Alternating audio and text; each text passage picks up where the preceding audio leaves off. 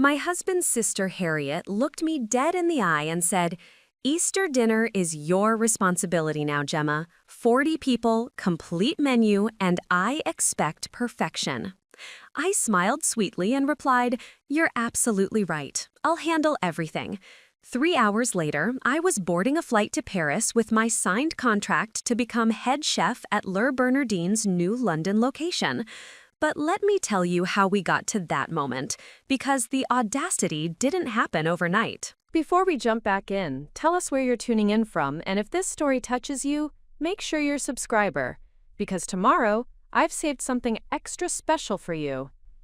Tell us a duh. The text message arrives at 6:23 a.m. on a Tuesday morning in February, jolting me awake with the aggressive buzz of someone who believes their emergencies constitute your obligations. Family meeting tonight, 7 p.m. sharp. Important Easter planning. The sender, Harriet Sinclair, my husband Miles' younger sister, who somehow appointed herself the family's social coordinator despite having the organizational skills of a caffeinated squirrel. I slip out of bed quietly, leaving Miles snoring peacefully under our Egyptian cotton sheets. The man could sleep through a tornado, which explains how he's managed to miss 4 years of his sister's increasingly entitled demands on my time, energy, and culinary skills. Our kitchen gleams in the early morning light, all marble countertops and commercial-grade appliances that I insisted on when we renovated last year. Miles had questioned the expense then, joking about my restaurant fantasies, not realizing that my culinary ambitions were far more serious than he understood. The coffee maker hums to life as I check my phone again. 3 more messages from Harriet, each escalating in urgency like she's coordinating disaster relief rather than planning a holiday meal. Need to discuss menu options. This year needs to be special. You understand how important this is for the family. The family, as if I wasn't born into it, but rather adopted it through marriage, and must constantly prove my worthiness through elaborate displays of domestic servitude. My laptop sits closed on the kitchen island, containing an email I've read 17 times since it arrived last week. Gemma Clements, Executive Chef Position, Bernardin, London, Confidential. The subject line that could change everything, hidden behind a password-protected folder Miles has never thought to ask about. The irony isn't lost on me. While my husband's family sees me as their personal caterer, Michelin-starred restaurants are competing for my signature on contracts that would make my current life look like playing house. Miles appears in the doorway, hair standing at impossible angles, wearing the bewildered expression of someone who's been unconscious for 8 hours. "Morning, love. You're up early." "Harriet called a family meeting," I say, handing him coffee in the mug that reads "World's Greatest Husband," a gift from his mother that feels more aspirational than accurate these days. His face doesn't register concern or curiosity about what emergency requires gathering the Sinclair clan on a Tuesday evening. Instead, he nods absently while scrolling through his phone, already mentally at the office before his feet have fully touched the kitchen floor. "Probably just holiday planning," he mumbles. "You know how she gets about these things." I do know. That's exactly the problem. The Sinclair family meeting convenes in Harriet's pristine living room, where everything is beige and expensive and chosen to photograph well for her lifestyle blog. She's positioned herself behind the marble coffee table like a CEO addressing shareholders, with Miles' parents flanking her on the cream-colored sectional and his brother Henry lounging in the designer armchair that cost more than most people's monthly rent. Miles and I occupy the smaller love seat, relegated to the back row of what's clearly become Harriet's show. She's dressed for the occasion in head-to-toe Gabriella Hearst, her blonde hair styled in those effortless waves that require 2 hours and a professional blowout. "Thank you all for coming," she begins, as if we had a choice. "As you know, Easter is our family's most important tradition, and this year needs to be absolutely perfect." Her eyes land on me with laser precision. "Gemma, your contributions to our holiday meals have been remarkable. Mother Peters has been bragging about your Christmas dinner to the country club for months." Miles' mother, Angel Peters, nods enthusiastically from her perch beside Harriet. "Absolutely divine, dear. That lamb was restaurant quality." Restaurant quality, if only they knew how accurate that assessment really was. Which is why, Harriet continues, her voice taking on that particular tone people use when they're about to ask for massive favors while pretending they're offering opportunities, we've decided to make this Easter truly memorable. 40 guests, including the Watsons from the village, the entire board of Miles' firm, and Mother's Book Club. My coffee cup freezes halfway to my lips. 40 people? She's discussing a dinner party for 40 people with the casual air of someone ordering takeout. Naturally, we'll need a complete menu, appetizers, main courses, sides, desserts, wine pairings, the full experience. Her smile is bright and predatory. And since you're so extraordinarily talented in the kitchen, we thought this would be the perfect showcase for your skills. The room falls silent, except for the soft tick of Harriet's antique mantel clock. Everyone is looking at me expectantly, as if she's just offered me the Nobel Prize rather than a weekend of unpaid labor that would challenge the staff of a professional restaurant. When you say we, I begin carefully, I assume you mean I'll help with the preparation, shopping, cooking, and service? Harriet's laugh tinkles like expensive crystal being dropped on marble. Oh, Gemma, you're so thorough with planning. Of course we'll all contribute in our own ways. I'll handle the table settings and flowers, Mother will oversee the guest list coordination, and the men can manage wine selection. Henry pipes up from his chair. I've already researched some excellent vintage options that would pair beautifully with whatever menu you create. The division of labor becomes crystal clear. They'll handle the decorative, social, and enjoyable aspects of hosting 40 people. I'll handle everything that requires actual work. The budget? I ask, though I suspect I already know the answer. We'll split all costs equally, naturally, Harriet says. 5 ways, very manageable for everyone.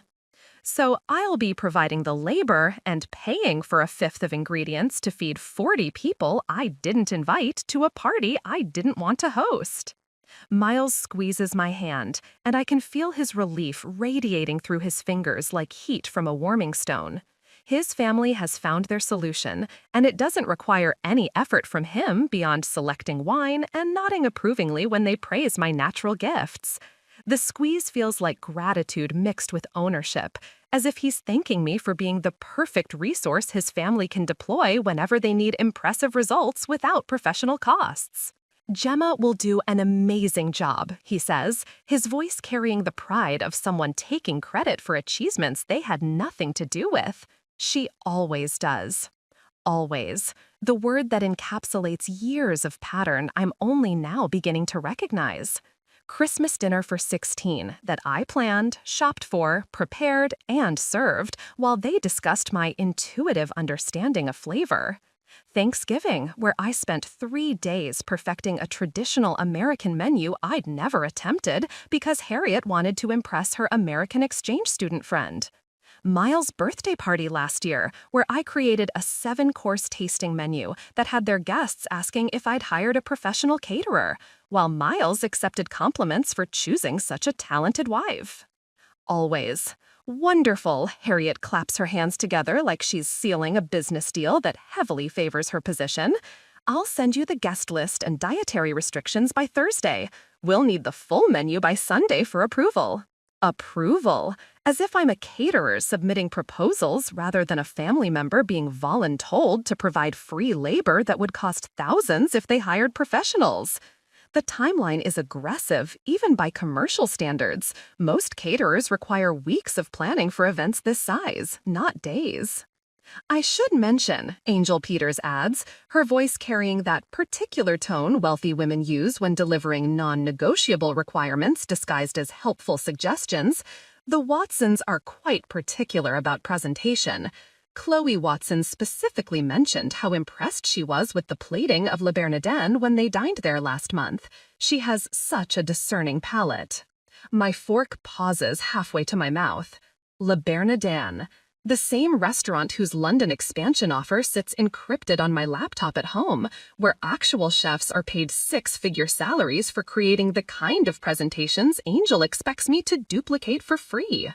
I'm sure Gemma can manage something equally sophisticated, Harriet says, examining her manicured nails with the casual confidence of someone who's never plated anything more complex than cheese and crackers for her Instagram stories. You have such natural talent in the kitchen. It's like you were born knowing how to cook.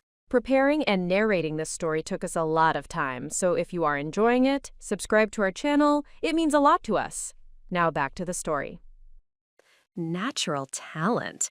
As if 5 years at Culinary Institute, 3 years working under Michelin-starred chefs, and countless hours perfecting techniques they'll never understand were just happy accidents of genetics. As if the molecular gastronomy equipment hidden in our basement, the professional-grade knives I've collected piece by piece, and the technique books I study like textbooks were just coincidental purchases rather than deliberate skill development. Henry leans forward, warming to the topic now that his contribution has been reduced to selecting wine bottles from online catalogs. Perhaps we could incorporate some modern techniques. I saw this fascinating molecular gastronomy demonstration on a cooking show last week. Those little spheres that burst with flavor looked so simple to make. Oh, yes, Angel chimes in, her enthusiasm building around techniques she's never attempted. Those little caviar pearls that pop on your tongue. So trendy. And what about that foam stuff? Everything looks so professional when there's artistic foam involved. They're discussing molecular gastronomy and foam preparations like party tricks rather than sophisticated culinary disciplines requiring specialized equipment, years of training, and understanding of food chemistry that can go spectacularly wrong in inexperienced hands. Equipment I happen to own, hidden in our basement, purchased piece by piece over the past 2 years while Miles assumed I was going through an expensive hobby phase. The timeline seems quite tight, I venture, hoping to inject some reality into their escalating fantasy. 6 weeks to plan, shop, prep, and execute a meal for 40 people, with Easter falling on the busiest weekend for restaurants and specialty food suppliers. Most professional caterers book this kind of event months in advance. Harriet waves her hand dismissively, her gesture carrying the casual arrogance of someone who's never had to execute her own ambitious plans. I'm sure you'll manage beautifully. You're so organized and efficient with these things. Organized, efficient.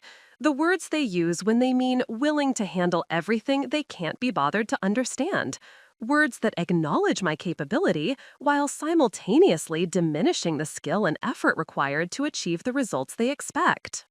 Of course, we'll want to document everything, she continues, pulling out her phone with the practiced motion of someone whose life revolves around content creation and social media engagement. This will make fantastic material for my lifestyle blog, Easter Entertaining, a family affair. I can already see the engagement potential. Maybe even pitch it to some magazines as a feature about maintaining traditions in modern families. My labor, their content. My expertise, their social media boost. My weekend consumed by cooking for people I barely know, while they collect praise for hosting such a sophisticated gathering, and credit for preserving family traditions I'll be too busy creating to actually enjoy. Miles nods along enthusiastically, completely missing the dynamic that's playing out in front of him. His family has learned they can assign me massive projects with minimal notice, and he'll not only fail to object, but actively encourage my compliance. In his world, this is how families work. Everyone contributes their natural abilities for the greater good. And somehow, my natural abilities always require significantly more time, money, and skill than anyone else's contributions. The drive home from Harriet's passes in uncomfortable silence, with Miles humming along to the radio while I mentally calculate the hours required to execute their vision. 40 people, 6 courses, dietary restrictions I haven't even seen yet. Professional-level plating they expect because they name-dropped Bernardin like it's casual dinner conversation. You seemed quiet tonight, Miles says as we pull into our driveway. Everything all right? I turn to study his profile in the dashboard light. Miles, do you understand what your sister just asked me to do? Plan Easter dinner? He shuts off the engine and gives me that confused expression he wears when I suggest his family's requests might be unreasonable. You love cooking, Gem, and you're brilliant at it. She asked me to single-handedly cater a dinner party for 40 people, to plan, shop, prep, cook, and serve a multi-course meal that would challenge a professional restaurant staff. His brow furrows like I'm speaking a foreign language. But it's family. We all pitch in. Your contribution is selecting wine, Miles. Henry gets to research bottles online. Your mother manages a guest list. Harriet arranges flowers and takes photos for her blog. I get to work for 3 days straight producing restaurant-quality food for people who will judge every detail. He reaches over and squeezes my shoulder with the patronizing gentleness of someone who thinks I'm overreacting to a generous opportunity. Sweetheart, you're making this sound harder than it is. You cooked for 20 at Christmas, and it was incredible. 20, not 40, and Christmas dinner was traditional British fare, not the sophisticated molecular gastronomy Henry casually suggested, or the Le Bernardin Revel presentation Angel expects. What if I said no? I ask, genuinely curious about his response. Miles laughs, the kind of automatic chuckle people produce when confronted with genuinely absurd suggestions. You can't say no to Easter dinner, Gem. It's tradition.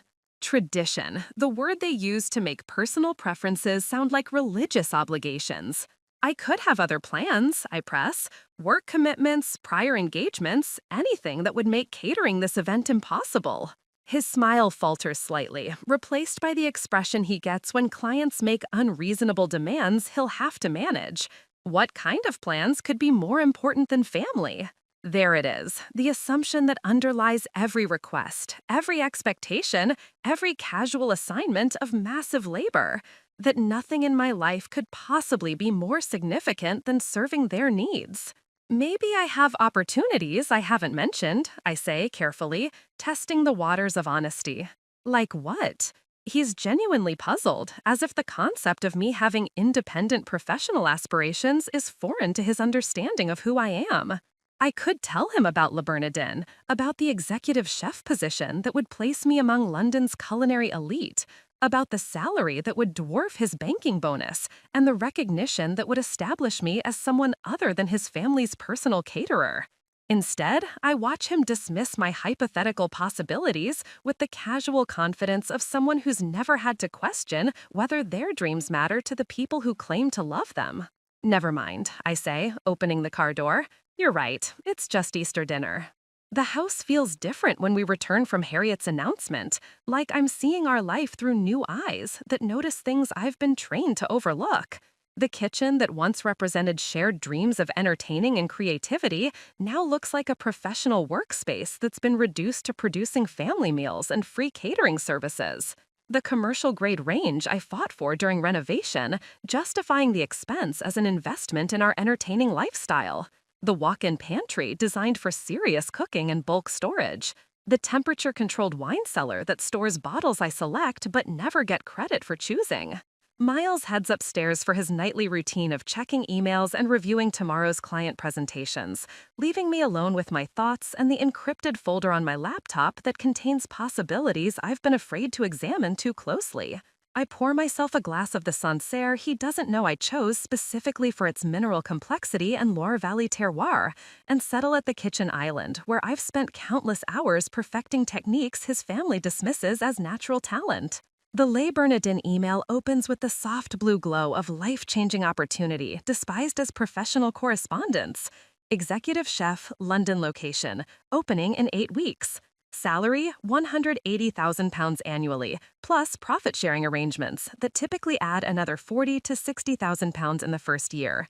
The kind of position culinary school graduates dream about for decades, the pinnacle of professional achievement that validates every sacrifice made in pursuit of culinary excellence. The job description reads like a fantasy written specifically for my skill set and career aspirations. Complete autonomy over menu development and seasonal planning, leadership of 12-person kitchen brigade including 3 sous chefs, 2 pastry specialists, and dedicated garde-manger station, access to premium ingredient suppliers and relationships with local farms for seasonal sourcing, creative freedom to establish London location's culinary identity within Bernardin's standards of excellence. My phone buzzes with a text from Harriet, puncturing my professional daydream with the reality of amateur expectations. Forgot to mention, we'll need the menu to accommodate 3 vegans, 2 gluten-free guests, 1 pescatarian, and mother's friend who's doing that new alkaline diet thing. Nothing too complicated, I'm sure you'll figure it out. Also thinking we should add some vegetarian options beyond the sides, just to be safe. Nothing too complicated. 40 people with 6 different dietary restrictions, and she considers this a minor detail worth mentioning as a casual afterthought via text message. I screenshot the message and add it to a folder I've started calling documentation, though I'm not entirely sure yet what I'm documenting it for. The Bernardin contract sits open in another browser tab, offering everything Harriet's request lacks. Executive autonomy over menu development instead of accommodation of random dietary restrictions mentioned via text. A team of 12 trained professionals instead of solo execution while others arrange flowers. Access to suppliers most home cooks never dream of reaching instead of panicked shopping at local stores hoping they stock specialized ingredients. Recognition in an industry that measures success by precision, creativity, and the kind of technical skill I've been developing in secret for years. James Beard Award nominations, Michelin star potential, features in culinary magazines that matter to people who understand what we do. My name on menus, my techniques credited in food media, my innovations discussed by professionals who appreciate the complexity in executing seemingly simple dishes. Another text from Harriet arrives while I'm reading contract details about creative control and profit sharing. Also, Chloe Watson mentioned she's bringing her food photographer friend who works for magazines. Apparently, she's working on a piece about holiday entertaining for Tatler or maybe Country Life. Perfect opportunity for the family to showcase our hospitality traditions. Think of the exposure possibilities. Our traditions. Their credit. My work providing content for magazines I'll never be mentioned in, photographed by professionals who will capture my plating techniques without knowing my name or training. The exposure will benefit everyone except the person whose expertise makes it possible. The laptop screen dims automatically as I sit motionless, and my reflection appears ghost-like over the contract terms. I look tired. Not just end-of-day tired, but the deep exhaustion that comes from constantly producing excellence for people who see your expertise as a convenient family resource rather than a professional asset worth respecting and compensating.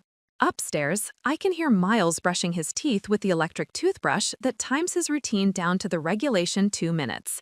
Everything in his life operates on predictable schedules and measurable outcomes, patterns that never include questioning whether the people around him might have ambitions beyond supporting his family's social calendar and lifestyle maintenance.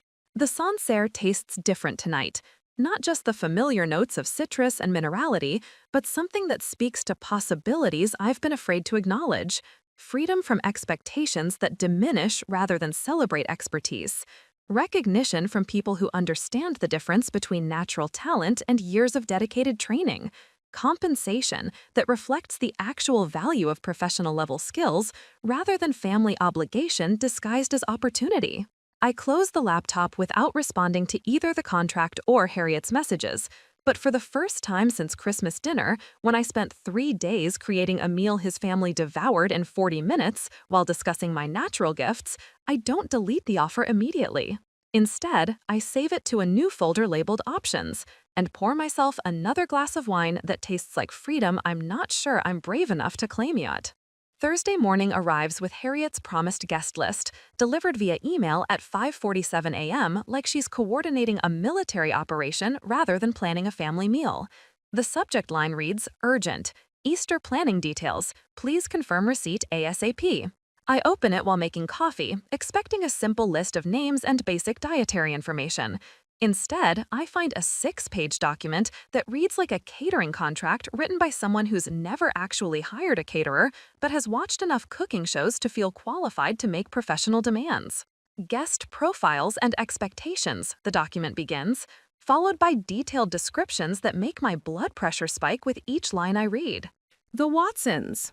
William and Chloe, very sophisticated palates, recently returned from 3 months touring Michelin-starred restaurants across France and Italy. Expect authentic French techniques and presentation comparable to Le Bernardin, where they dined last month.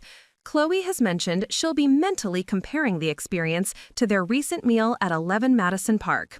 William has severe shellfish allergies. Ensure zero cross-contamination as he carries an EpiPen. Le Bernardin again. They're using my potential employer as the benchmark for quality they expect me to deliver for free, while adding medical liability that could literally kill someone if I make a mistake.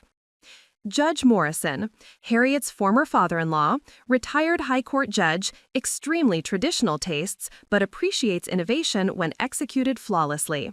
His approval carries significant social weight in local circles and could influence Miles' partnership prospects at the firm. Please ensure his dietary restrictions: no shellfish, minimal salt due to hypertension. Diabetic-friendly options don't compromise the sophistication of his courses. He's known to comment publicly on social gatherings. They want me to impress a retired judge whose opinion will determine their social standing and potentially Miles' career advancement, while accommodating serious medical restrictions they've framed as minor menu adjustments. The list continues for 40 names, each entry more demanding than the last. A food critic from The Telegraph who's apparently attending as someone's +1, though Harriet hasn't clarified whose guest she is or whether she knows she'll be reviewing an amateur event. 3 members of the local council whose wives compete over who hosts the most impressive gatherings. Miles' entire firm leadership, including the senior partner who determines promotion decisions, and the managing director's wife who runs the most exclusive charity in the district. Lady Pemberton, council chairwoman, expects organic, locally sourced ingredients with detailed provenance information. She'll inquire about farming practices and ethical sourcing, very vocal about her standards on social media. Dr. Reginald Hayes, food critic, unaware he's attending a family gathering rather than a professional event, treats every meal as potential review material, has published scathing critiques of establishments that failed to meet his standards. This isn't a family Easter dinner. It's a professional networking event disguised as a holiday celebration, with my cooking serving as the centerpiece for their social advancement and career prospects. I'm being set up to perform for people who will judge my work by professional standards while I operate without professional resources, support, or compensation. The final 3 pages contain Harriet's menu suggestions, which read more like commands, wrapped in cheerful language designed to mask their impossibility. For appetizers, perhaps something with white truffle. I know it's expensive, but Mother mentioned how much the Watsons enjoyed truffle dishes in Perigord. Nothing too simple. We want to set the right tone from the beginning. Maybe those little spherical things that burst with flavor. I saw them on MasterChef and they looked divine. Truffle appetizers for 40 people with molecular gastronomy elements? I calculate the cost, roughly £400 just for white truffles, not including the specialized equipment needed for spherification, the agar-agar, sodium alginate, and calcium chloride required for molecular techniques. She's casually requesting techniques that require years of training and thousands of pounds in equipment. For the main course, I was thinking that French lamb you did so beautifully at Christmas, but elevated for this crowd, perhaps with those little vegetables arranged so artistically, and maybe incorporate some of that foam you see in fancy restaurants. The presentation was absolutely restaurant quality at Christmas, and we need something even more impressive. She's describing a dish that took me 6 hours to prepare for 8 people, scaled up to 40, with hand-carved vegetables that require individual attention and timing precision, plus foam components that need specialized equipment and split-second timing to maintain stability. And for dessert, something truly spectacular. I've seen those desserts on cooking shows where they break open a chocolate sphere and flowers cascade out. So dramatic and perfect for photos. Or maybe one of those gravity-defying things where chocolate seems to float in midair. The photographer will love capturing something that artistic. A chocolate sphere dessert with sugarwork engineering that requires specialized molds, perfect tempering techniques, and architectural understanding of structural balance. for 40 individual portions that must look identical and perform flawlessly under photography lights. My phone buzzes with a follow-up text. Forgot to mention, we'll need everything ready by 2 p.m. sharp for photos, then service at 3 p.m. so people can enjoy the garden afterward. Hope the earlier timeline doesn't complicate your prep schedule too much. Also, can you prepare a few backup desserts in case something goes wrong? Better safe than sorry. I screenshot Harriet's messages and forward them to my former colleague, Serafina Blackwood, the only person who truly understands both the technical complexity of what they're requesting and the professional value of my skills. She left restaurant work last year to start her own catering company after burning out on the industry's demanding schedule, and her response arrives within minutes of receiving my forwarded chaos. Gemma, this is absolutely insane. What they're describing would cost £12,000 minimum if they hired professionals, and that's assuming everything goes perfectly. The truffle course alone requires technique most home cooks don't possess, and chocolate sphere desserts for 40 people? That's a 2-day prep minimum with specialized equipment most restaurants don't even own. Her assessment hits like cold water on skin I didn't realize was burning. £12,000. The number represents more than my car is worth, more than most people spend on entire vacations, casually assigned to me like weekend homework with a smile and expectations of gratitude for the opportunity. My phone rings immediately, Serafina's voice carrying the incredulous tone of someone who's just witnessed professional sabotage disguised as family favor. Her background in high-end catering gives her perspective I've been lacking, the ability to translate amateur requests into professional reality. Please tell me you're not actually considering this, she says without preamble, her directness cutting through months of gaslighting that has made me question my own assessment of the situation. This isn't cooking for family, Gemma. This is providing free catering services to people who would never dream of asking a professional to work for expenses only. They don't see it that way, I explain, settling into our conversation like therapy I didn't know I needed. To them, it's just Easter dinner, and I'm family, so naturally I should want to contribute to making it special. Contribute? Serafina's voice rises with professional outrage that validates months of growing resentment I've been told to suppress. Gemma, you're not contributing. You're being systematically exploited by people who've convinced themselves that your expertise has no monetary value because you happen to be related through marriage. The word exploited hits differently when someone with industry experience uses it. Not overreacting, not being dramatic or ungrateful, but accurately describing a pattern I've been too emotionally invested to recognize clearly. Let me put this in perspective for you, Serafina continues, her voice taking on the educational tone she uses when explaining industry standards to potential clients. Last month, I quoted a similar event for a corporate client: 40 guests, 6 courses, dietary accommodations, restaurant quality presentation, £15,000, plus 20% gratuity, plus they provided serving staff and cleanup crew. What your sister-in-law is requesting would cost significantly more because of the technical complexity and specialized equipment requirements. £15,000. The number sits in my mind like a price tag on labor they've casually assigned to me while discussing it like an honor I should appreciate. More than some people earn in 6 months, expected to be provided for free, plus my own financial contribution to ingredients. And they want it photographed for a magazine? Serafina's voice carries the kind of professional indignation I've been afraid to express. So they'll get publicity value and social media content from your work, while you get nothing but the privilege of paying for ingredients and losing a weekend to unpaid labor. I describe the guest list, the food critic from the Telegraph, the retired judge whose opinion influences local social hierarchy, the business connections who will determine Miles' career advancement, people who will taste my cooking and remember the Sinclair family as sophisticated hosts with excellent taste, never knowing the meals were prepared by someone with formal training and professional aspirations. This is career suicide disguised as family obligation, Serafina says, with the bluntness that comes from watching too many talented people sacrifice their ambitions for relationships that don't value their abilities. You're providing professional-level services that will benefit everyone except you. Meanwhile, Le Bernardin is still waiting for your response to a position that would establish you as one of London's premier chefs. Le Bernardin.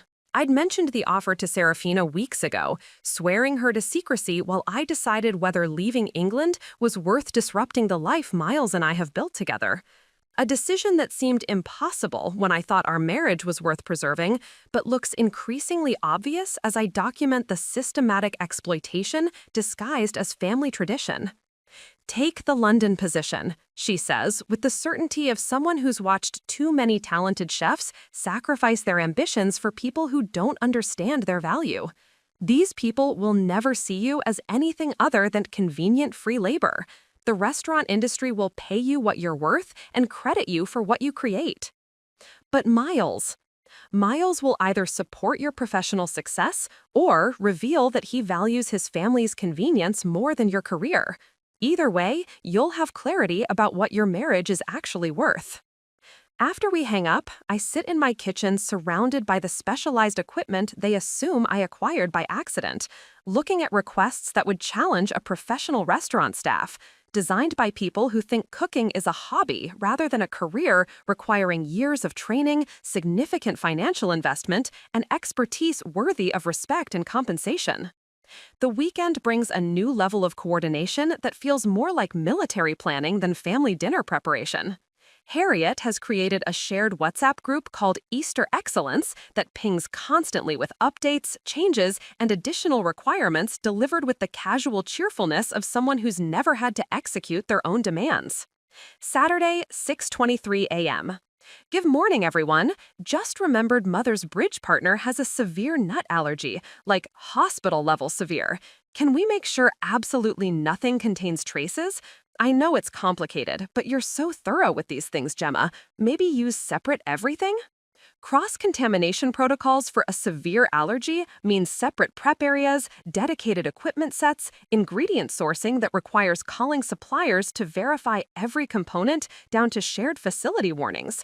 What was already a complex menu just became a medical liability, requiring the kind of protocols professional kitchens spend months implementing.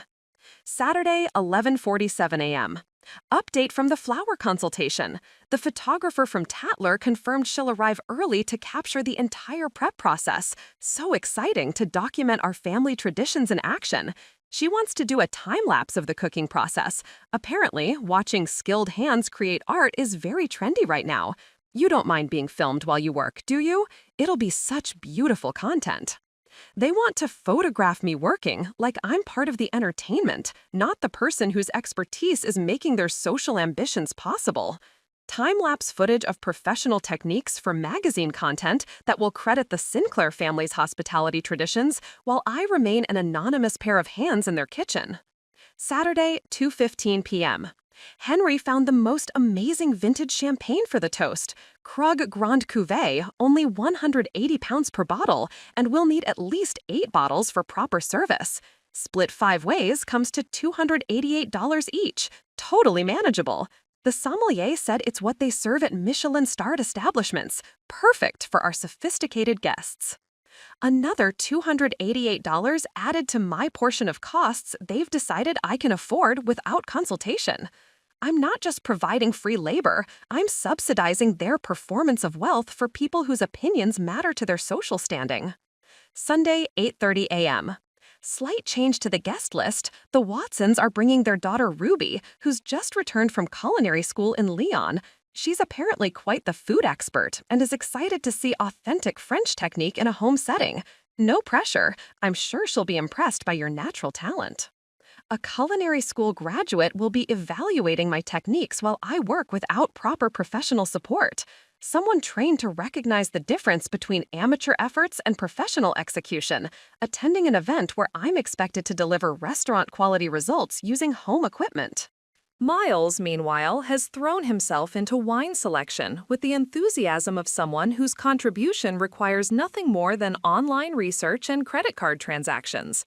He emerges from his study Sunday evening with printed pairing notes, vintage charts, and the satisfied expression of someone who's completed a challenging project. I found the perfect wines for each course, he announces, spreading his research across our dining table like a sommelier presenting a masterclass. The Sancerre will complement your appetizer course beautifully. It has the minerality to handle truffle without competing.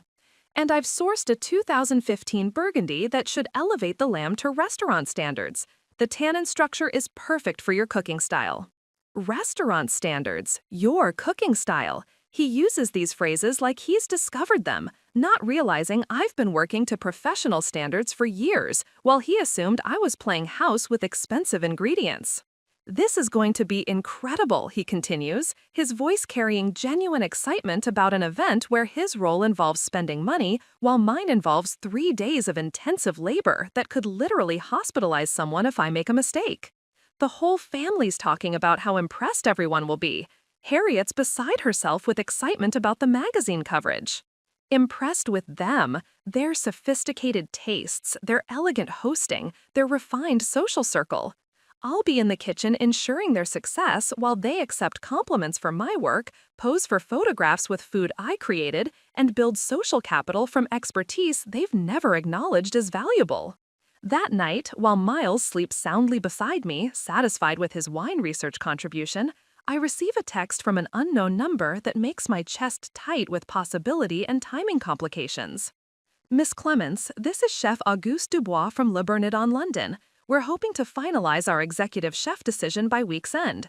Your portfolio and kitchen demonstration have us genuinely excited about what you could bring to our opening. The board was unanimous in their enthusiasm for your technical skill and creative vision. Would you be available for a call tomorrow to discuss timeline and transition details?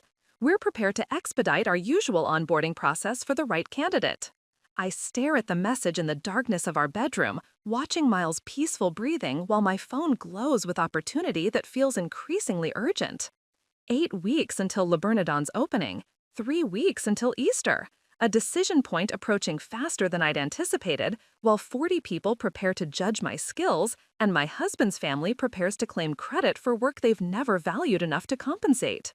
I type and delete responses for 20 minutes before settling on, I'm very interested in discussing the position. Would Tuesday afternoon work for a call? The reply comes within minutes. Perfect. Looking forward to speaking with you about your future with us. This could be exactly the partnership we've all been hoping for. Tuesday afternoon finds me in my car outside the local Waitrose, speaking to Chef Dubois while Harriet's shopping list burns a hole in my handbag like evidence of a crime I haven't decided whether to commit. His voice carries the authority of someone who's built careers in kitchens where excellence isn't negotiable, where talent is recognized and compensated accordingly, where the word chef means something more than someone who cooks for their family. Your portfolio speaks for itself, Miss Clements, he says, his slight French accent lending weight to words that feel like validation I've been starving for without realizing the depth of my hunger. The techniques you've mastered, the innovation in your flavor profiles, your understanding of classical foundations combined with modern applications, this is exactly what we need for our London opening. He outlines the position with the precision of someone who understands that real chefs need real details, not vague promises of creative freedom. My own kitchen brigade of 12 trained professionals, menu development authority that extends beyond accommodating random dietary restrictions mentioned via text message. Suppliers who source ingredients most restaurants can only dream of accessing. Heritage breed meats, dayboat fish, vegetables harvested hours before service. The salary is $180,000 annually, plus profit sharing that typically adds another $40,000 to $60,000 in the first year depending on performance metrics. Full relocation package, including temporary housing and permanent flat assistance, of course, and we'll handle all visa paperwork if needed. £240,000 potential earnings, more than Miles makes even in his best years, with creative control I've never experienced, and professional recognition that extends far beyond whoever happens to taste my food at family gatherings. Recognition in industry publications that matter to people who understand what we do, James Beard Award eligibility, Michelin star potential. We'd need you to start in 6 weeks, he continues, his timeline aggressive but achievable for someone ready to prioritize professional opportunity over family convenience. I know it's compressed, but we're opening in 8 weeks and need our executive chef embedded in the development process from the beginning. Menu testing, staff training, supplier relationship establishment. It's intensive, but exactly the kind of challenge that builds legendary careers.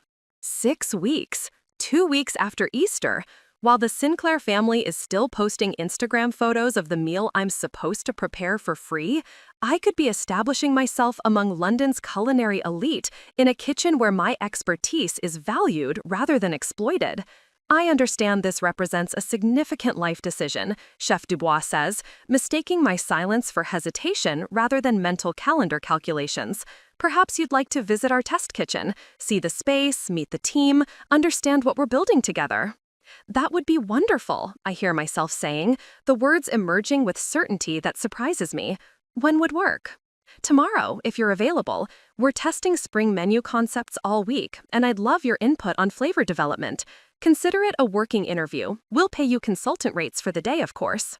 Tomorrow is Wednesday. Harriet's WhatsApp group has been buzzing about menu finalization deadlines and ingredient ordering timelines. They expect my complete attention devoted to planning their social triumph, while 40 minutes away, a Michelin-starred kitchen wants to pay me for my opinion on menu development. I'll be there, I say, feeling something shift inside my chest like a door opening after years of being locked. After we hang up, I sit in the Waitrose car park looking at Harriet's shopping list through new eyes. Truffle oil, specialty flowers, organic lamb from a specific farm in Wales that costs 3 times the price of regular lamb. Ingredients for a meal that will benefit everyone except the person preparing it, paid for partially by someone who could be earning a salary that makes these grocery bills irrelevant. My phone buzzes with another message from the Easter Excellence Group.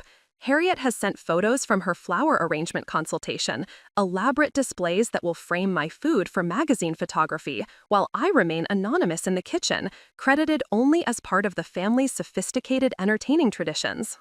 Absolutely gorgeous centerpieces, Angel has responded with enthusiasm that makes me wonder if she's ever considered who will be too busy cooking to appreciate the flowers. The photographer will get such beautiful shots of our table. The magazine feature is going to be stunning. Our table, my food, their credit, their social media content generated by techniques I've spent years perfecting, equipment I've purchased with my own money, and expertise they've convinced themselves has no monetary value because I happen to be related through marriage. I screenshot the conversation and add it to my growing documentation folder, a digital archive of exploitation disguised as family tradition. Then I drive home without buying a single item from Harriet's list, my mind already planning tomorrow's outfit for a professional kitchen where people understand that expertise deserves recognition rather than assumption. Tomorrow, I'll see what a kitchen looks like when the people running it understand that talent requires respect, compensation, and credit for achievements. Tonight, I'll let them wonder where their convenient resource has disappeared to and why their perfectly planned timeline might be experiencing unexpected complications.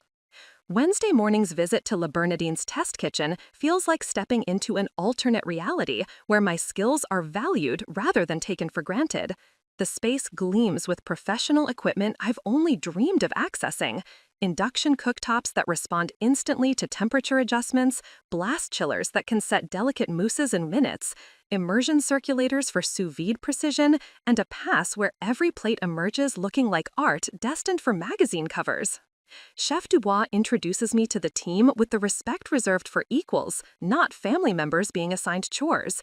This is Gemma Clements, whose portfolio impressed us enough to fast-track this interview process.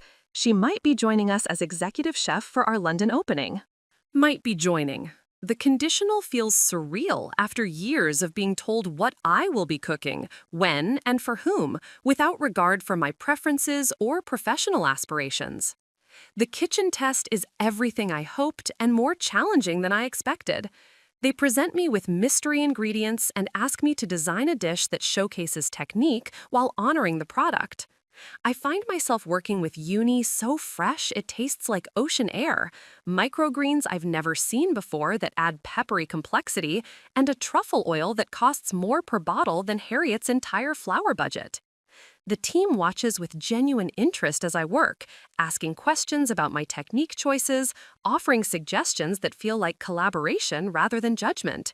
When I explain my approach to flavor layering, they nod with understanding that comes from shared professional language. 2 hours later, I present a deconstructed seafood composition that draws from molecular gastronomy techniques I've been practicing in secret. The kitchen goes quiet as they taste, then erupts in the kind of professional appreciation that makes my chest tight with recognition I've been missing.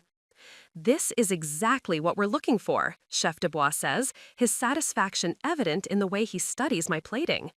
Innovation rooted in classical technique, presentation that tells a story, flavors that surprise without shocking the palate. When can you start? The drive home takes 40 minutes, but it feels like traveling between worlds. From a kitchen where my expertise is celebrated to a house where it's expected to serve other people's ambitions without acknowledgement or compensation. Miles is waiting in our driveway when I arrive, his face carrying the particular expression he wears when his family's needs aren't being met efficiently enough, the same look he gets when client deadlines conflict with his personal schedule. "Harriet's been calling," he says before I've even shut the car door. "Apparently, you didn't respond to her messages about ingredient ordering. She's worried about timeline delays affecting the overall coordination." Timeline delays, as if I'm a contractor falling behind schedule rather than someone who might have other priorities, other professional commitments that don't revolve around his family's social calendar. "I had an appointment," I say, which is technically true. "What kind of appointment takes priority over Easter planning?" His voice carries genuine confusion, as if he can't imagine what in my life could be more important than serving his family's social ambitions. The whole family is counting on you. Inside, I find 7 missed calls from Harriet and a text message that makes my blood pressure spike so quickly I have to sit down. "Gemma, darling, I've taken the liberty of ordering all the specialty ingredients since time is getting tight, and I know how busy you are. I put everything on my card, but obviously you'll reimburse me. Total came to £847, which seemed quite reasonable for the quality we're aiming for. I've attached the itemized receipt. Let me know when you can transfer the money. The supplier needs payment confirmation by tomorrow. Can't wait to see your magic in action." £847. She's committed me to spending nearly £1,000 on ingredients for a meal I never agreed to prepare, using my apparent silence as consent to make financial decisions on my behalf. The audacity is breathtaking. The itemized receipt arrives via email while I'm still processing the financial violation. White truffle shavings at £200 per ounce, enough for 40 appetizer portions that she expects to be generous but not ostentatious. Wagyu beef she somehow decided would be better than the lamb originally discussed, at $18 per portion. Microgreens at $15 per container, the same varieties I worked with this morning, except these are for unpaid family labor instead of professional recognition. Saffron threads, vanilla beans from Madagascar, aged balsamic vinegar that costs more than most people's weekly grocery budget. Each item represents ingredients I would choose for a professional menu, but sourced without consulting me about preparation methods, cooking preferences, or menu integration. The final item makes my hands shake. Specialized molecular gastronomy kit, $180. Includes agar-agar, sodium alginate, calcium chloride, precision scales, and spherification spoons. Perfect for those dramatic presentations you're so good at. She's purchased equipment for techniques she doesn't understand, expecting me to master molecular gastronomy overnight for her entertainment. Equipment that requires training to use safely, practice to master, and understanding of chemical interactions that can ruin entire dishes if mishandled. My phone buzzes with another message. Also, ordered backup proteins in case anything goes wrong. Better safe than sorry. Added another £200 to the total, but I know you understand the importance of having contingencies. Professional caterers always have backups, right? Professional caterers. She's finally acknowledged what this is, professional catering services, while simultaneously treating me like free labor who should be grateful for the opportunity to showcase my natural talents for her social advancement.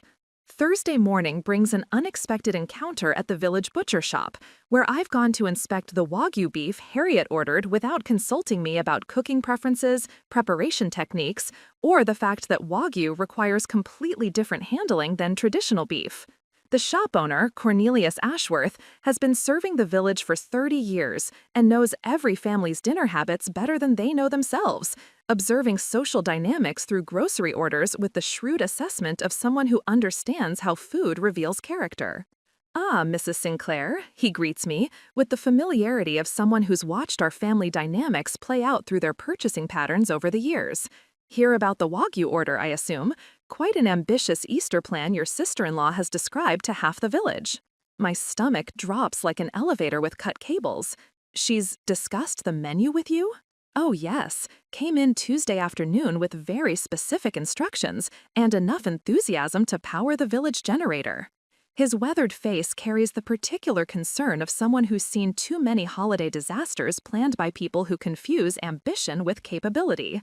Once the beef prepared for 40 people mentioned something about molecular gastronomy techniques and professional-level presentation, I had to ask, does she understand the complexity of what she's requesting?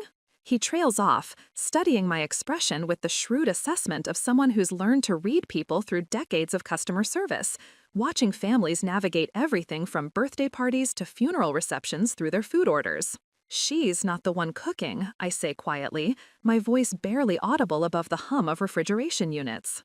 Ah, the single syllable carries volumes of understanding, the recognition of a pattern he's probably observed in other families, where ambition and execution are handled by different people. That would be you then. I wondered when she mentioned techniques I'd only heard about from professional kitchens and cooking shows.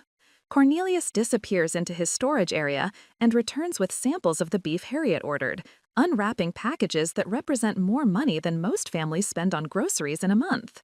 The marbling is exquisite, the kind of product that requires precise temperature control and timing that leave no room for error or inexperience. 1 degree too high and 600 pounds worth of meat becomes an expensive disappointment that can't be fixed or replaced on Easter Sunday.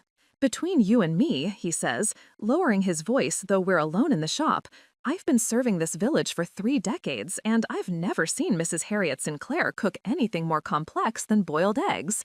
But she spoke about this meal like she was planning a state dinner, going on about magazine photographers and important guests who would be judging every detail. The validation feels like cold water on burns I didn't realize were still stinging. The village butcher sees what Miles can't, that Harriet treats my expertise like a resource she owns rather than a skill she should respect, assigning professional-level work while taking credit for sophisticated entertaining. She mentioned the photographer specifically," Cornelius continues, wrapping the samples with the careful attention of both the product and the customer. "Said something about documenting the family's entertaining traditions for publication, seemed very excited about the publicity potential and social media opportunities. My traditions, my techniques, their publicity. Content created from skills I've developed over years of training, using equipment I've purchased with my own money, for recognition that will benefit everyone except the person whose expertise makes it possible." The thing is, he adds, his tone carrying the delicate diplomacy of someone who's learned to navigate village politics without causing offense, she also mentioned that you'd be handling all the preparation alone for 40 people with complex dietary restrictions and professional presentation expectations. He pauses, studying my face. "In my experience, that's not entertaining, that's catering." The word hits like a diagnosis I've been avoiding. Not cooking for family, not contributing to traditions, not sharing my natural talents for the greater good. Providing professional catering services disguised as domestic obligation, work that deserves compensation and recognition rather than assumption and exploitation. Professional caterers charge accordingly, he continues, his voice carrying the matter-of-fact tone of someone stating obvious truths. They have teams, proper equipment, insurance, and compensation that reflects the skill required, what you're being asked to do. He shakes his head with the expression of someone who's watched restaurants struggle with less ambitious menus.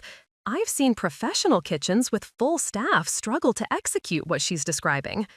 And she expects it all for free, I say, the words emerging like confession. That's what troubles me most, Cornelius admits, his honesty cutting through months of gaslighting that has made me question my own assessment of the situation. Professional work deserves professional recognition. Family relationship doesn't change the value of expertise or the amount of labor involved. I leave the butcher shop with samples of beef I never ordered and validation from someone who has no agenda beyond honest observation. The village sees what my husband's family refuses to acknowledge. They've assigned me work that deserves professional recognition and compensation, then convinced themselves it's just family dinner that should be provided with gratitude rather than resentment. The drive home feels different, like I'm seeing our village through new eyes that notice things I've been trained to overlook. Other families making reasonable requests of local businesses, planning celebrations that match their abilities and budgets, treating service providers with respect that acknowledges the value of expertise and labor. What I'm experiencing isn't normal family dynamics. It's systematic exploitation disguised as tradition, professional-level demands masked as holiday celebration, work that would challenge restaurant teams assigned to someone whose only qualification is marriage into a family that confuses access with ownership. Friday evening brings the discovery that transforms months of exploitation into something far more personal and devastating. I'm organizing our pantry when I notice something missing from the top shelf, where I keep my most precious culinary tools, secured in protective cases that maintain their condition. My grandmother's copper saucepans, the complete set she brought from her restaurant in Lyon when she immigrated to England in 1962, fleeing the aftermath of Algeria's independence with nothing but her professional skills and the tools of her trade. 18 pieces of hand-hammered copper that seasoned with 6 decades of professional use, each pot carrying the weight of family history, culinary tradition, and a woman's determination to rebuild her life through cooking. They're not just missing. I find them in our sink, soaking in harsh commercial detergent that's stripping the carefully maintained patina, with color-coded sticky notes attached to each handle in Harriet's precise handwriting. H. Truffle sauce base. A. Chocolate tempering pot. H. Reduction vessels. G. Molecular prep. She's appropriated my grandmother's professional cookware and assigned specific uses for Easter dinner preparation, treating irreplaceable family heirlooms like borrowed restaurant equipment. The copper that took decades to develop its perfect cooking surface is being damaged by cleaning methods that show complete ignorance of proper care, cultural significance, or monetary value. The patina is everything with copper cookware. It's the accumulation of thousands of cooking sessions, the chemical bonding between metal and use that creates unparalleled heat distribution and temperature control. Grandmère spent 30 years developing the seasoning on these pots through daily professional use in her restaurant kitchen.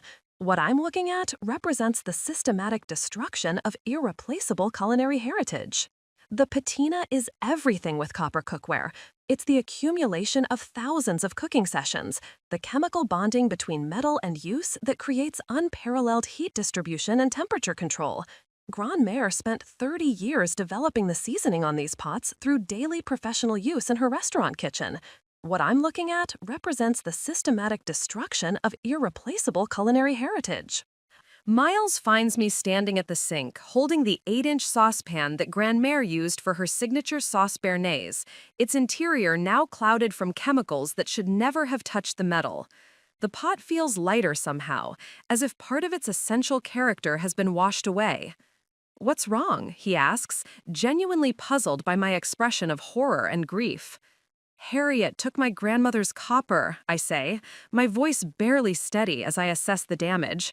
"She's been soaking them in commercial detergent. Look at what she's done to the patina." "That's wonderful that she wants to honor Grandmère's memory by using her pots," he says, completely missing the violation occurring in front of him. "I'm sure your grandmother would love knowing her cookware is being used for family celebrations. It's better than them sitting unused on a shelf." Honor her memory by ruining cookware that represents 6 decades of professional pride, immigrant determination, and culinary mastery with improper cleaning and careless handling that shows no understanding of their significance. These pans require specific care, Miles. You don't soak them in commercial detergent. The patina she's destroying took 30 years to develop properly.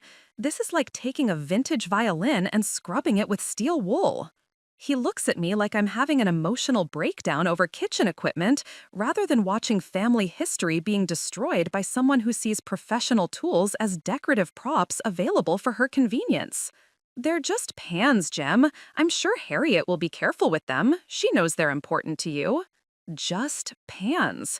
The copper that taught me temperature control through touch, that helped me understand how proper equipment elevates technique, that connected me to a grandmother who built her own culinary career in an era when women weren't welcome in professional kitchens. The tools that survived war, immigration, decades of professional service, and careful preservation through 3 generations. I carefully lift each piece from the sink, assessing the damage with the expertise Grandmère taught me. The smaller saucepan she used for delicate hollandaise shows white spots where the copper has been exposed to acid from the harsh detergent. The stock pot that held countless batches of consommé has lost the deep bronze color that indicated proper seasoning and optimal heat distribution. The 8-quart rondeau that Grandmère used for her famous coq au vin shows the worst damage, patches where the patina has been completely stripped, exposing raw copper that will now require months of careful reseasoning to restore proper cooking properties. I need to restore these immediately before they're damaged permanently, I say, gathering the pans with the careful urgency of someone handling injured family members. The longer the exposure continues, the more patina we lose. Can't that wait until after Easter? Miles asks, checking his watch like my grandmother's cookware operates on his family's social schedule.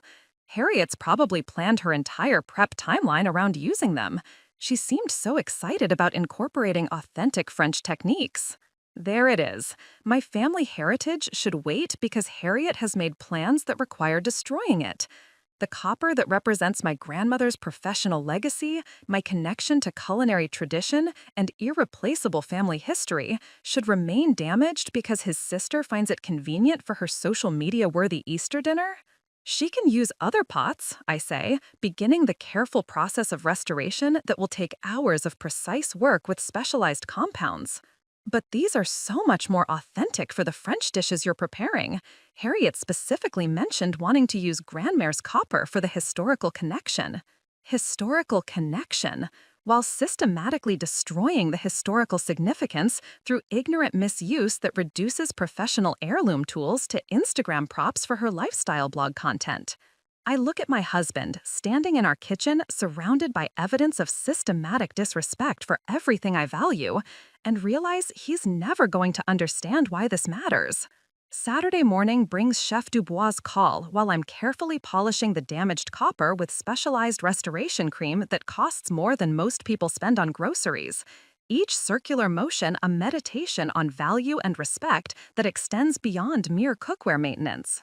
His voice cuts through the domestic chaos like a lifeline thrown to someone drowning in other people's expectations, offering professional recognition at the exact moment when family exploitation has reached unbearable levels. Miss Clements, I hope I'm not calling too early. We've completed our final interviews and board discussions, and I'm pleased to offer you the executive chef position at Le Bernardin, London. The words hit me while I'm holding Grandmère's stockpot, its surface slowly returning to its proper bronze patina under careful restoration that honors rather than destroys culinary heritage. The symbolism isn't lost on me, rebuilding something precious while being offered the chance to build something entirely new that values rather than exploits expertise. The board was unanimous in their enthusiasm, he continues, his voice carrying the satisfaction of someone who's found exactly what they were searching for. Your technique demonstration, your innovation approach, your understanding of what we're trying to create in London, everything aligned perfectly with our vision. Frankly, we're thrilled.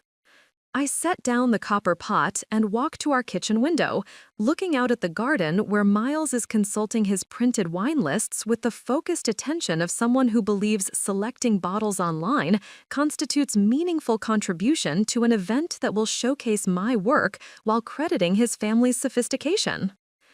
We've had to adjust our timeline slightly, Chef Dubois explains, his tone carrying the urgency of someone operating in an industry where opportunity moves quickly.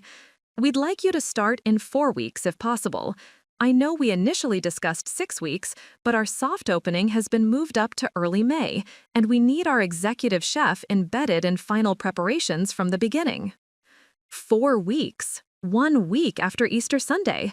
While the Sinclair family is still posting Instagram photos of the meal I'm supposed to create for their social media content, sharing images of food I prepared while they arranged flowers and selected wine, I could be establishing myself in London's most competitive culinary market, among chefs who understand that expertise deserves recognition. The compensation package has been finalized at £180,000 annually, plus profit sharing that typically adds £40,000 to £60,000 in the first year, depending on restaurant performance and personal metrics.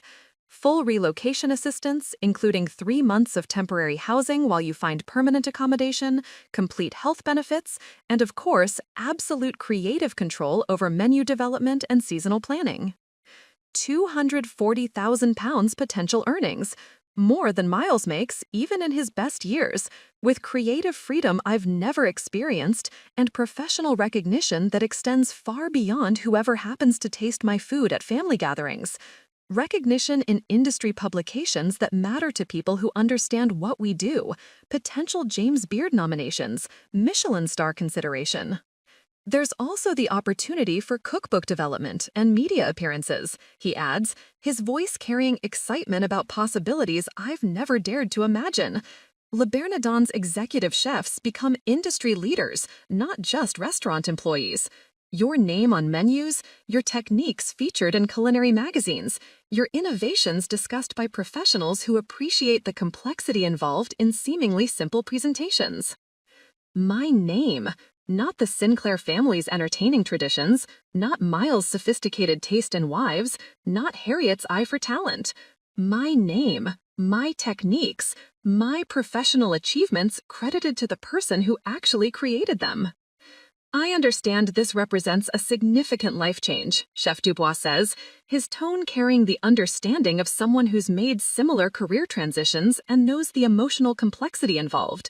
Perhaps you'd like the weekend to discuss with your family? We can finalize contracts early next week and begin the transition process immediately.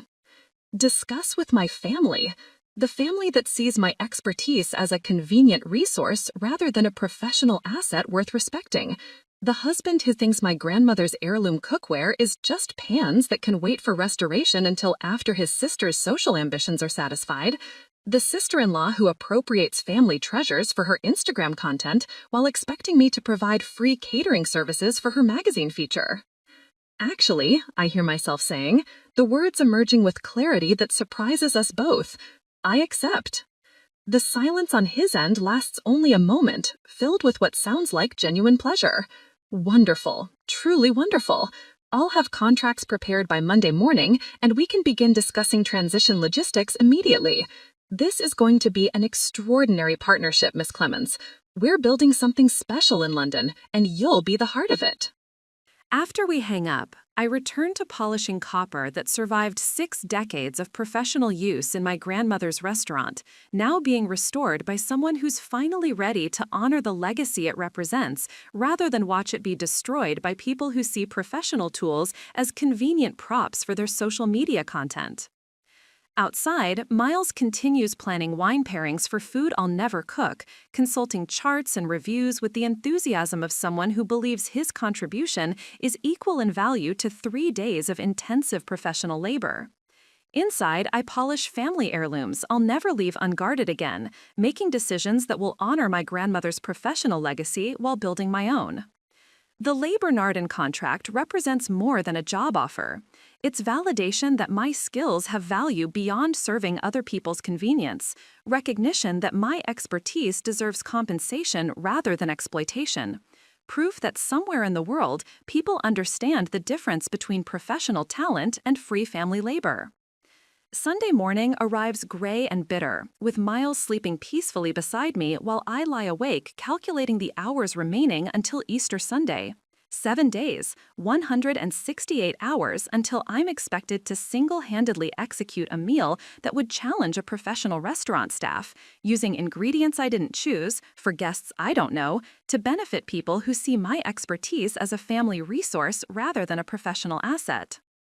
The Easter Excellence WhatsApp group has been buzzing since 6 a.m. with final coordination messages that read more like military briefings than holiday planning. Harriet's excitement radiates through every exclamation point and emoji, her anticipation building toward an event where she'll receive credit for my work. At 8:30, Miles finally stirs, reaching for his phone with the automatic motion of someone whose first priority involves checking messages rather than acknowledging the person beside him. "Morning, love," he murmurs, already scrolling through emails. "Big day today, family brunch at Mother's to finalize everything." Family brunch, another meal I'll be expected to prepare while they discuss plans for the meal I'll be expected to prepare next weekend. The recursive nature of their expectations would be amusing if it weren't so exhausting. "Actually," I say, my voice carrying a calm that surprises us both, "I won't be joining you for brunch today." Miles looks up from his phone with genuine confusion. "What do you mean? Mother's expecting everyone. We need to coordinate final details, taste the wine selections, make sure everything's perfectly planned." "I have other plans," I say simply. His face goes through several expressions: confusion, mild irritation, then the particular look he gets when his family's needs aren't being prioritized efficiently. What kind of plans could be more important than finalizing Easter dinner? There it is, the assumption that has defined our entire relationship, that nothing in my life could possibly be more significant than serving his family's social ambitions. "Important ones," I reply, watching him process the concept that I might have priorities beyond his convenience. "Gemma, you can't just skip family planning. Harriet's been coordinating this for weeks. Mother's prepared talking points about the menu, Henry wants to present his wine research, and everyone's expecting to hear your final timeline for preparation." My timeline, for preparation of food I never agreed to cook, using techniques they don't understand, to impress people whose opinions matter to them rather than me. "They can discuss it without me," I say, rising from bed with the calm efficiency of someone who's made decisions while others were sleeping. "I'm sure they'll manage perfectly well." Miles sits up, his phone forgotten, as he processes the unprecedented situation of me declining a family obligation. "Where are you going?" "London," I say, pulling clothes from our wardrobe with careful selection. Not weekend casual, but the kind of professional attire that speaks to serious business. "I have contracts to sign." The silence that follows feels infinite. Miles stares at me like I'm speaking a foreign language, his face cycling through confusion, disbelief, and the dawning realization that something fundamental has shifted in his perfectly ordered world. "What contracts?" he asks, his voice small in a way I haven't heard since his father's business failed during our second year of marriage. I pause in selecting my shoes, looking at Miles with the clarity that comes from finally understanding the dynamic that's been suffocating me for months. He sits on the edge of our bed, still in his pajamas, looking like someone who's just discovered the rules of a game he thought he understood have fundamentally changed without notice. "Bernardin London has offered me the executive chef position," I say, my voice carrying the calm authority of someone who's made irreversible decisions while others were sleeping. $180,000 annually, plus profit sharing that typically adds another $40,000, plus complete creative control over menu development and a team of 12 sous chefs. His face goes completely blank, like a computer processing incompatible information. The numbers don't compute with his understanding of my place in our life structure. "Bernardin? The restaurant?" He says it like he's trying to confirm we're discussing the same establishment, as if there might be some local cafe with a similar name that would make more sense in his worldview. The Michelin-starred restaurant chain that's opening a London location in 8 weeks. They want me to head their European expansion. I slip on the heels I wore to my kitchen test, the ones that made me feel like a professional rather than unpaid family labor. I start in 4 weeks. Miles stares at me like I've announced plans to join the space program or become a professional mountaineer. Something so foreign to his understanding of who I am that his brain can't process the information within the context of our relationship. You can't be serious. We never discussed this. You can't just make unilateral decisions about our future without consulting me. His voice carries the indignation of someone whose authority has been bypassed by a subordinate. The hypocrisy is so perfect it almost takes my breath away. The same man whose family has been making unilateral decisions about my time, energy, and expertise for months is suddenly concerned about collaborative choice-making when it doesn't serve his convenience. Actually, I can, I reply, gathering my purse and the folder containing contracts that represent everything his family will never understand about my professional value.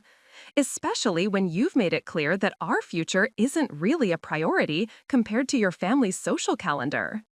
That's not fair. You know how important you are to me. But his voice lacks conviction, like he's reciting lines from a script he's never fully believed. Do I? Because from where I'm standing, it looks like Easter dinner for your sister's Instagram content and magazine coverage is significantly more important than anything involving your actual wife's career aspirations. He stands up, his confidence returning as he prepares to deliver what I recognize as his closing argument, the same measured tone he uses during difficult client negotiations when he needs to reassert control over situations that have become inconveniently complicated. Gemma, you're being completely unreasonable about this. This is our family. These are our traditions. You can't just abandon Easter dinner because you're having some kind of professional crisis or midlife career fantasy. Professional crisis? Career fantasy? He's managed to reframe my executive chef offer from a Michelin-starred restaurant as a psychological breakdown, my expertise as a hobby that's gotten dangerously out of hand. If you can't support your family when they need you most, he continues, his voice taking on the measured cadence of someone delivering an ultimatum they expect to win, if you're going to prioritize some restaurant job over the people who love you, maybe we need to seriously reconsider whether this marriage is working. The silence that follows feels like the moment between lightning and thunder, when the whole world holds its breath, waiting for the inevitable crash. Our antique grandfather clock ticks away seconds of our marriage with mechanical precision, marking time until one of us acknowledges what we both suddenly understand. He's given me permission to end this charade with my dignity intact. Handed me an ultimatum disguised of a choice: submit to his family's version of reality where my expertise serves their convenience, or lose him entirely. Some restaurant, I repeat quietly, testing the words. Bernardin, one of the most prestigious restaurant groups in the world, an executive chef position that culinary school graduates spend decades hoping to achieve. It's just a job, Gemma. Family is forever. Family is forever. The same family that treats my professional skills like a convenience store they can access without payment. The family that appropriates my grandmother's heirloom cookware for their social media content. The family that assigns me £15,000 worth of professional catering while calling it holiday tradition. I look him directly in the eyes, seeing clearly for the first time in months. The man standing in our bedroom wearing pajamas I bought him, surrounded by the life I've been building while he prioritized his family's convenience over our partnership. Someone who's so convinced of his own importance that he can't imagine I might have value beyond serving his needs. You're absolutely right, I say, my voice carrying a calm that surprises us both. This marriage isn't working. His face transforms through a fascinating sequence of expressions. Confusion first, like he's mishearing my words. Then alarm, as he realizes this wasn't the script he'd written in his head. He'd expected tears, accusations, maybe even a dramatic scene he could later describe to his family as evidence of my emotional instability and his justified need for support from people who understand him better. What he hadn't expected was agreement. Calm, rational, immediate agreement that his ultimatum makes perfect sense. Wait, he says, his confident negotiation stance faltering as he realizes he's overplayed his hand. That's not, we should talk about this properly. We just did, I reply, moving toward our bedroom door with the decisive efficiency of someone who spent months preparing for this moment without realizing it. You were very clear about your priorities, and now I'm being clear about mine. Miles' face goes through fascinating changes. Confusion first, like a computer processing conflicting information, then alarm as he realizes this wasn't the script he'd written in his head. He'd expected tears, accusations, maybe even a dramatic scene he could later describe to his family as evidence of my emotional instability and his justified need for support from people who understand him better. What he hadn't expected was agreement. Calm, rational, immediate agreement that his ultimatum makes perfect sense. Wait, he says, his confident negotiation stance faltering. That's not, we should talk about this properly. We just did, I reply, moving toward our bedroom door with the decisive efficiency of someone who spent months preparing for this moment without realizing it. You were very clear about your priorities, and now I'm being clear about mine. Miles' face goes through fascinating changes. Confusion first, like a computer processing conflicting information, then alarm as he realizes this wasn't the script he'd written in his head. He'd expected tears, accusations, maybe even a dramatic scene he could later describe to his family as evidence of my emotional instability and his justified need for support from people who understand him better. What he hadn't expected was agreement. Calm, rational, immediate agreement that his ultimatum makes perfect sense. Wait, he says, his confident negotiation stance faltering. That's not, we should talk about this. We just did, I reply, gathering my laptop and the contracts that represent everything his family will never understand about my value. He follows me downstairs, his footsteps quick and uncertain behind me. I can feel him watching as I move through our kitchen one final time, collecting the professional equipment I bought piece by piece while he assumed I was going through a phase. Gemma, wait. I didn't mean we should actually separate. I was just trying to explain how important it is for families to support each other. Support. The word that's been weaponized against me for months. Used to make me question my priorities while ignoring obvious exploitation. Now it sounds hollow, meaningless. I do understand, I say, wrapping Grandmare's restored copper pens in protective cloth. That's why I'm choosing to support myself instead. My phone rings as I'm loading my car. Harriet's name flashes on the screen like a warning I no longer need to heed. I decline the call and watch it immediately ring again. Then again. The panic of someone who's just realized their unpaid labor source might not be as controllable as they assumed. The drive to London takes 2 hours, but it feels like traveling between worlds. From a village where my expertise was seen as a family resource, to a city where Michelin-starred restaurants compete for my signature on contracts. Les Bardins' London location gleams with possibility. Floor-to-ceiling windows overlook the Thames, while the open kitchen design ensures that every dish plated will showcase the chef who created it. No anonymous labor, no credit given to people who arranged flowers while I developed techniques they'll never understand. Chef Dubois greets me with the respect reserved for equals. Welcome to your kitchen, Chef Clements. Your kitchen. Not the family kitchen where I performed unpaid labor, but a professional space where my expertise will be recognized, compensated, and celebrated. 3 hours later, I'm boarding a flight to Paris for Les Bardins' flagship location training, my phone buzzing with increasingly frantic messages from the Easter Excellence Group. Harriet's panic, Angel's confusion, Henry's concern about wine pairings that will never happen. Miles' final text arrives as the plane taxis. What am I supposed to tell everyone about Easter dinner? I type back while London shrinks below us. Tell them you're handling it. I'm sure you'll figure something out. The plane lifts off, carrying me toward a career that values what I create rather than exploits it.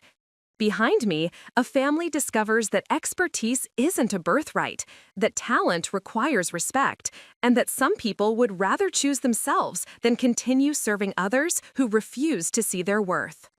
40,000 feet above England, I finally understand what freedom tastes like.